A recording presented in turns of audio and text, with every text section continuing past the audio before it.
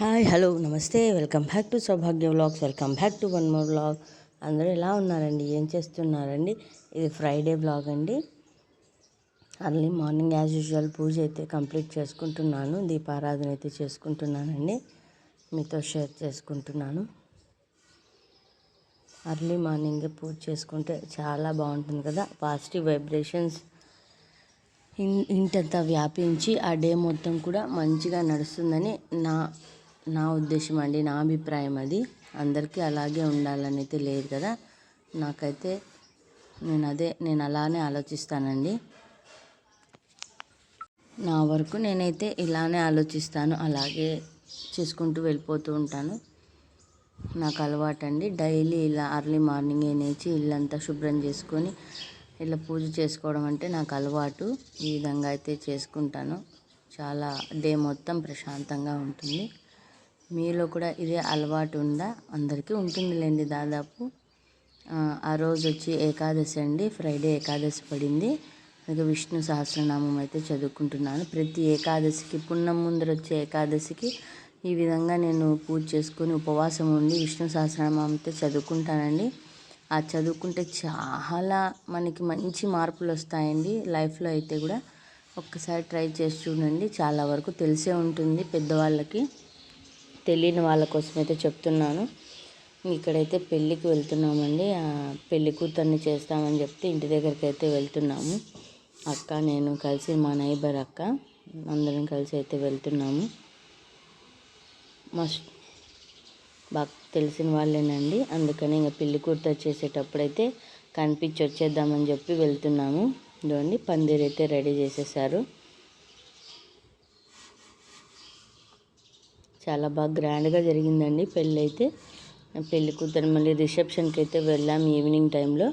ఇప్పుడు మార్నింగ్ అండి 11 o'clock అయితే ఇంటి దగ్గరికి వెళ్ళాము. అబ్బో, ఈ ఎండకి ఆ కూలర్స్ అయితే పెట్టారండి, చాలా హ్యాపీ అనిపించింది. లేకపోతే అక్కడ కూర్చోవాలంటే అంతే, మొత్తం అంతా చెమట్లే. ఏమున్నాయండి ఎండలు కాస్త జాగ్రత్తగా ఉండండి, డిహైడ్రేషన్ కాకుండా వాటర్ తీసుకుంటా ఉండండి. ఇదండి పెళ్లి కూతురుతోనే కూర్చోబెట్టి పెళ్లి కూతురుని అయితే చేస్తున్నారు. మేము గాలి కోసం కాస్త దూరం కూర్చున్నామండి, లేకపోతే ఉండలేకపోతున్నాం అక్కడ. అందుకని ఇట్లా లాంగ్ షాట్లో తీసాను అమ్మాయిని. తోడు పెళ్లి కూతురు.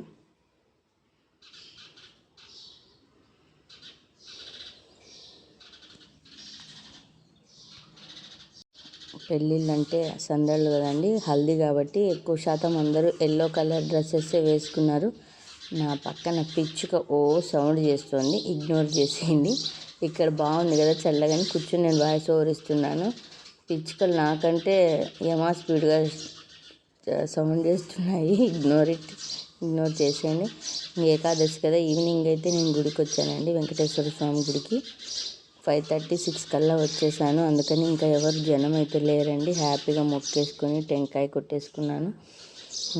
ఆలయంలోనే శివుడు, పార్వతి, గాయత్రి దేవి కూడా ఉన్నారండి అక్కడే. అందరినీ కూడా మనం దర్శించుకోవచ్చు. శ్రీకంఠం సర్కిల్లో ఉందండి, వెరీ ఫేమస్ టెంపుల్.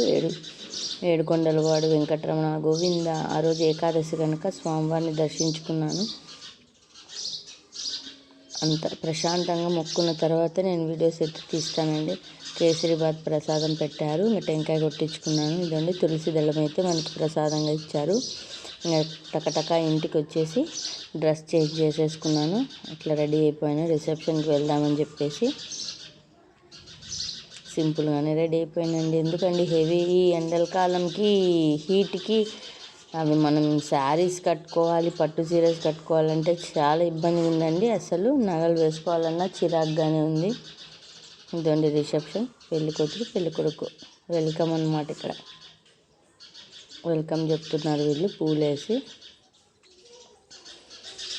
రాగానే గణపయ్య వెల్కమ్ అన్నమాట. అక్కడ స్టార్టింగ్లో పెట్టినారు స్వామివారిని. డెకరేషన్ చాలా బాగుంది కదండి, సూపర్ చేసినారు డెకరేషన్. మేమైతే నైబర్స్ మేము హ్యాపీగా గాలికి అయితే ఎక్కడ గాలి ఉందో అక్కడ వెతుక్కుంటున్నాం అంతే. ఏం చేద్దాం చెప్పండి, సమ్మర్ కదా, తప్పదు. బయటకు వెళ్ళే దానికన్నా ఇంట్లో ఉండే ఉత్తమం ఏది ఉండదండి. ఈ సమ్మర్లో హ్యాపీగా ఇంట్లోనే ఏదో ఉన్నది తింటూ ఇంట్లో కూర్చోవడమే మంచిది. ఫొటోస్ తీసుకున్నాం కాసేపు అట్లా. ఉండండి, పెళ్ళి కొడుకు పెళ్ళి కూతురు. అమ్మాయి సీఏ చేసిందండి, అమ్మాయి కూడా జాబ్ చేస్తుంది, అబ్బాయి కూడా జాబ్ చేస్తారు.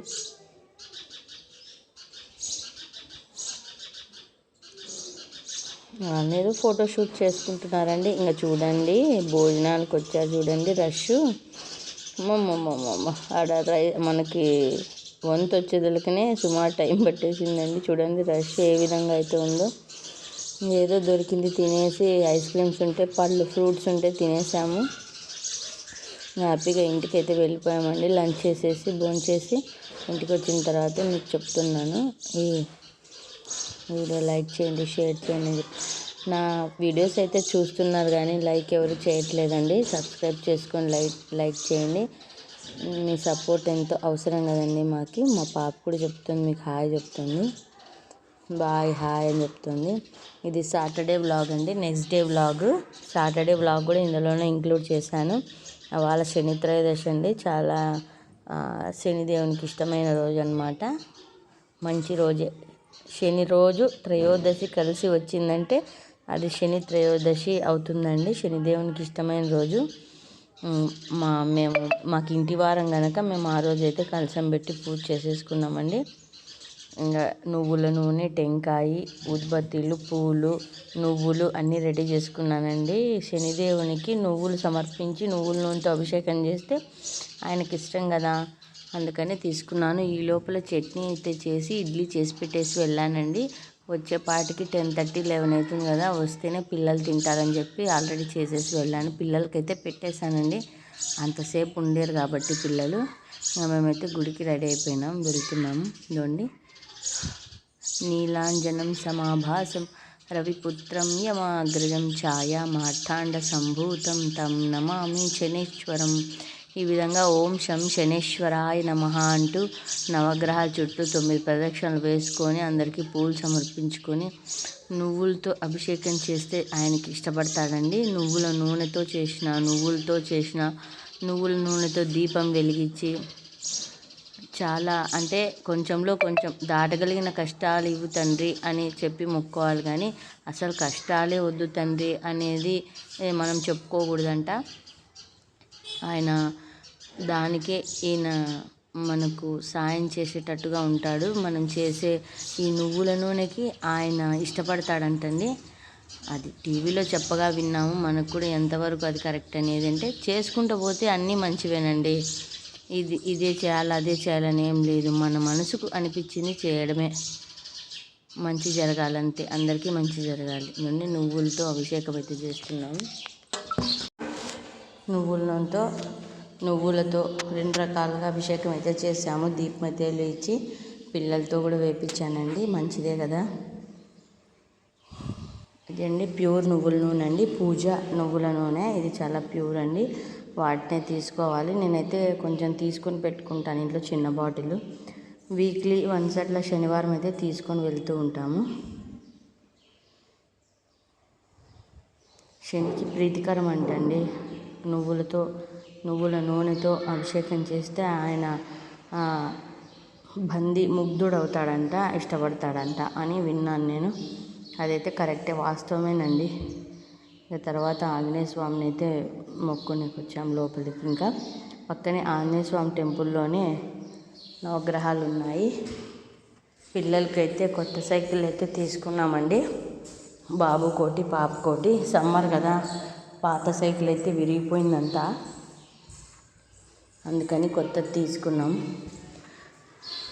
ఆంజనేయ స్వామి గుడిలో పూజ చేస్తే మంచిదని చెప్పి అక్కడికి తీసుకెళ్ళామండి. ఆయన పూజారి అయితే రెడీ చేసి పూజ చేసేసాడు. బూట్లు పెట్టేసి పిల్లల్ని వినాయకుడి చుట్టూ ఒక 3 రౌండ్స్ వేయమని చెప్తే వేస్తున్నారు. పక్కనైతే గలాటుగా ఉందండి, వాయిస్ ఓవర్ ఇస్తుంటే ఇగ్నోర్ చేసేయండి. ఇదిగోండి, ఒక 3 రౌండ్స్ అయితే వేయించాము వినాయకుడి చుట్టూ. మంచిదే కదండి పిల్లలకి. వినాయకుడి అనుగ్రహం అనేది చాలా మంచిది, ఆంజనేయ స్వామి అనుగ్రహం అనేది చాలా మంచిది. పిల్లలకి ఇద్దరిది ఉండాలా. సిద్ధి బుద్ధి కలుగుతుంది, ధైర్యం బలం కలుగుతుంది. ఓకేనండి, ఇంటికైతే వచ్చేసాము. ఇంకా లంచ్లోకి పొద్దునైతే ఇడ్లీ చట్నీ చేసేసాను కదండి. ఇంకా లంచ్లోకి వచ్చి కొబ్బరికాయలు కొట్టించినవి చాలా ఉన్నాయి కదా అని పచ్చి కొబ్బరి ఎక్కువ ఉందని చెప్పేసి చట్నీ చేద్దాం అనుకుంటున్నాను. మంచి టేస్టీ చట్నీ అండి. నేను మీతో షేర్ చేసుకుంటున్నాను. ఈ విధంగా అన్నీ కట్ చేసుకొని కాసింత ఆయిల్ వేసుకొని కొంచెం లైట్గా ఫ్రై చేసుకోవాలి. ఎక్కువ బ్రౌన్ కలర్ వచ్చేంత వరకు అవసరం లేదండి, లైట్గా ఫ్రై చేస్తే సరిపోతుంది. తర్వాత పచ్చిమిర్చి ఇలా చూపించిన విధంగా అన్నీ చూసుకోండి. చాలా టేస్ట్ ఉంటుంది, వేడివేడి అన్నంలోకి చాలా బాగుంటుందండి. ఒకసారి ట్రై చేయండి. ఈ విధంగా పచ్చిమిర్చి వేయించుకొని పక్కన పెట్టుకోవాలి.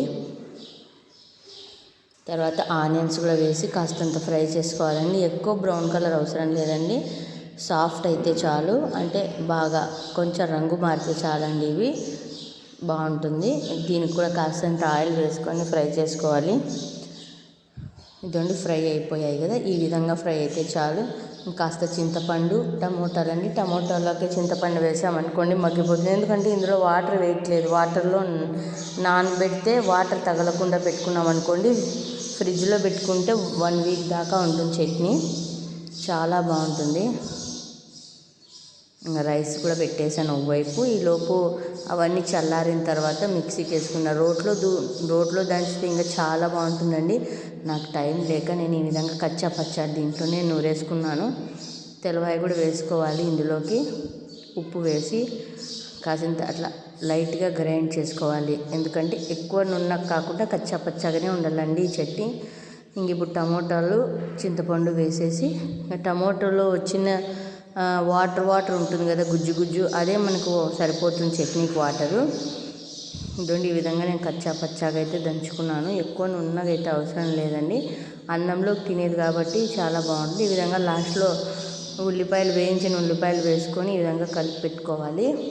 చాలా టేస్టీగా ఉంటుందండి. ఒకసారి ట్రై చేసి చూడండి. లంచ్ అయిపోయిన తర్వాత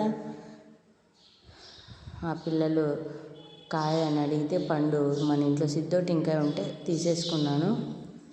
ఈ విధంగా కట్ చేసి ఇచ్చాను. దీంట్లో వడియాలు కూడా వేయించాను. క్లిప్ మిస్ అయింది, ఫస్ట్ పెట్టాల్సింది లాస్ట్లో పెట్టాను, ఏమనుకోవద్దండి.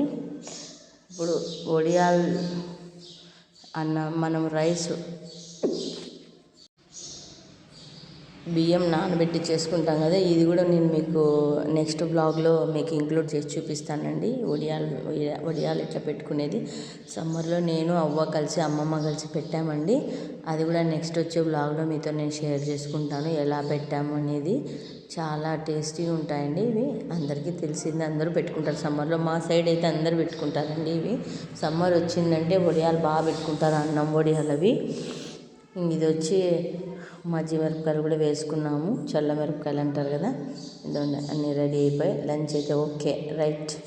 ఇదండి వేడి రైస్ అన్నీ అయిపోయి లంచ్ అయితే కంప్లీట్ అయిపోయింది. ఓకే ఫ్రెండ్స్, ఈ వీడియో ఇంతటితో ఎండ్ చేస్తున్నాను. మరొక మంచి వీడియోతో మీ ముందుకు వస్తాను. Okay, thanks for watching. Take